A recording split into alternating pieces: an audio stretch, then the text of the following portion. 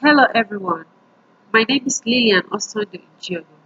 Today I'm going to discuss about imaginary play, value of all sorts of play, special consideration for children with disabilities in terms of play.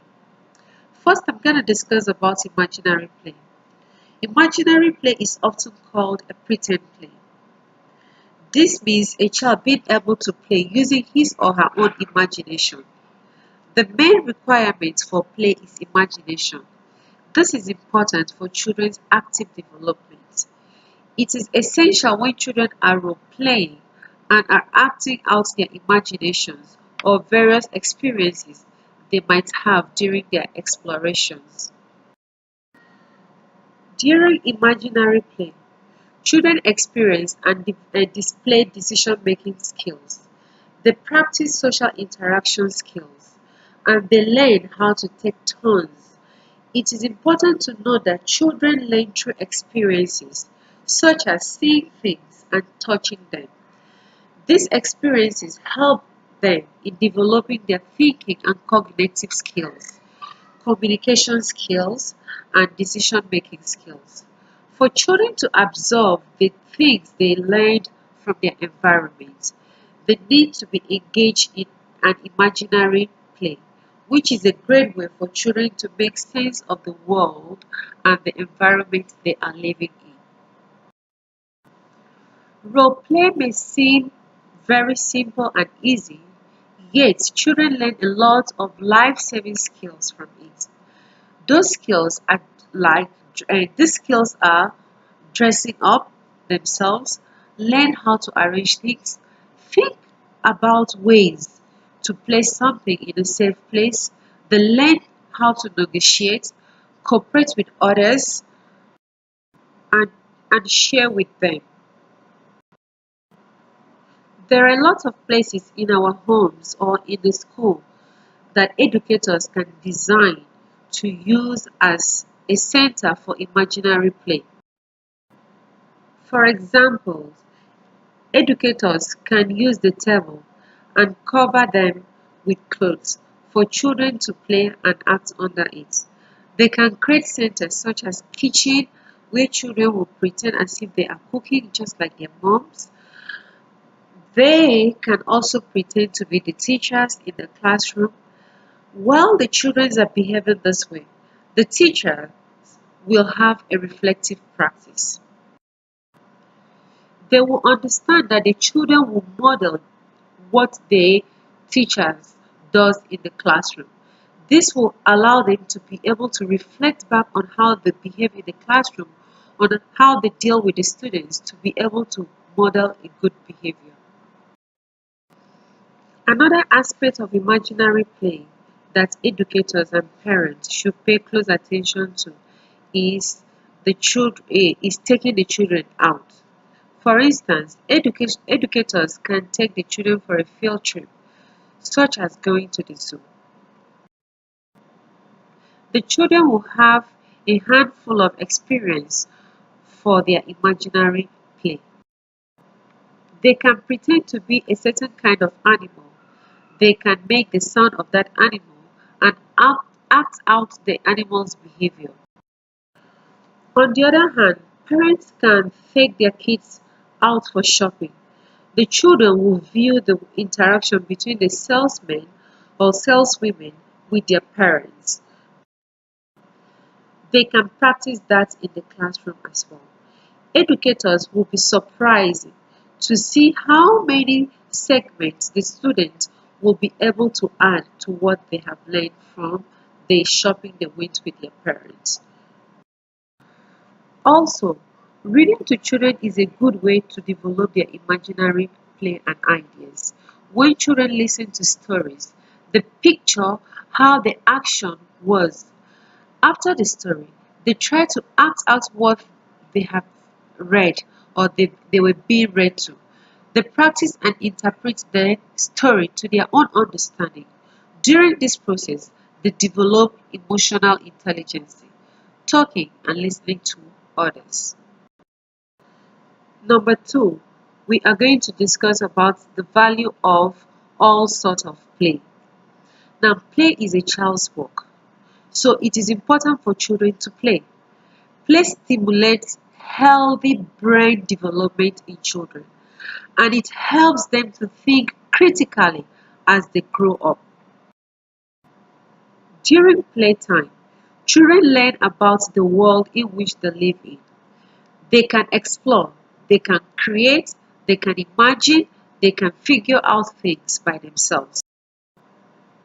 Play is a powerful tool for building out self-control and self-regulation, which has been to be a medium of an ideal early learning and future success in life. When children play, they integrate all types of learning and development. For instance, playing with blocks lays the foundation for logical mathematical thinking, scientific and reasoning, and cognitive problem solving. And it helps children to improve their visual memory. When children play with blocks, they learn to match things, to classify things, to sort out shapes, and they learn to know different colors and different sizes. And this is an important skill for all types of learning. When children draw pictures, they are learning to use symbols to represent their ideas, which is necessary for learning to read and to write. When children are beading, they are improving their eye coordinations, which is needed for reading and for writing as well. When children mix two colors together, they develop cause and effect skills. When children pretend to play, they are improving their language skills, social skills, and they are developing an understanding of social expectations, including empathy, sharing, and caring. Active play helps to develop gross motor skills and fine motor skills, which children need to succeed in their learning process.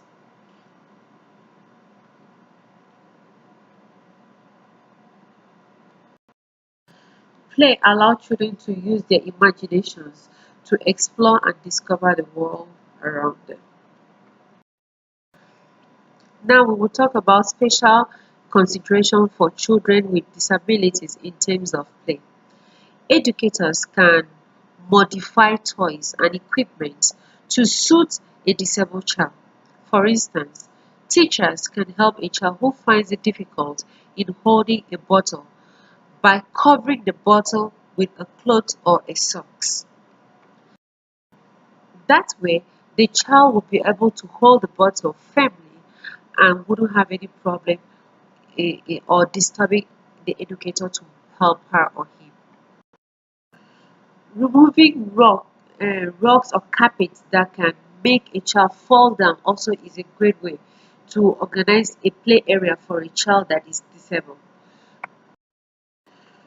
Organize equipment and furniture with a wide space like this one, a space where a disabled child will be able to move freely. When the child is able to move freely, it's easier for the child to move around, play around, and the child will be confident, the child will be happy, the child will be happy to be in the center with other children.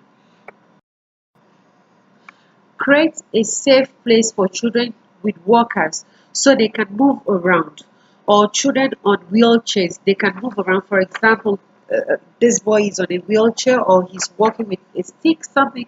He can just move around the corner without disturbing anyone, without anyone tripping over to him, on him, sorry. So it's important to create a safe play area for children with disabilities also. Also, educators should work with parents to find a comfortable sitting place for a child. For example, educators can place a disabled child close to the wall where the child will not be able to trip down. For example, in this picture, you can notice that this child is laying down, close to the wall, right? So she will not be able to trip down, she will not fall off. So educators can create a safe place or work with parents to know what works for the parents best at home. So educators can adapt to that. Also, it is important to provide toys that are easy to carry. So the disabled children will be able to carry any toys they want to carry. So in a center where there are a lot of disabled children, it is important for the educators to create or to make toys or to get toys that are easier to carry. Not so large, not so big ones. A normal size toys that a child that is disabled can easily carry. Thank you so much for listening to me. Bye.